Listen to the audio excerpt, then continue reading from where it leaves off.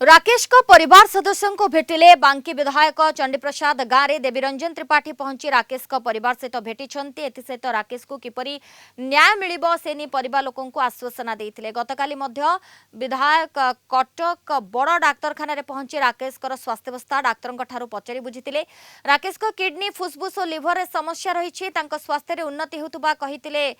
विधायक तेबे राकेश को पत्नी रश्मिता घर को फेरी सूचना रहुची सेबडे बारंग थाना अधिकारी को बदली करा दैथिबा नै संतुष्ट नाहंती राकेश को मां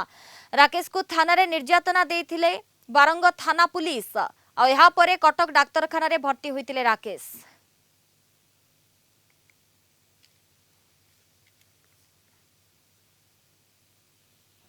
कहले पुओ भल अच्छे आ भल हो सांत्वना देकी गले भल अच्छे बापा को फोन करते आज कथबार्ता करते पुओ कहले से निजे जानी पारिला उठिकी हाथ जोड़ी प्रणाम कला जे मु भल अच्छी बारंग अंचल सदस्य माने समस्ते तांकर आश्रु माने तांकर आरोग्य कामना करुसंती। राकेश बाबूंकर मां को हम भेटिथिलु तांको आश्वासना देइथिलु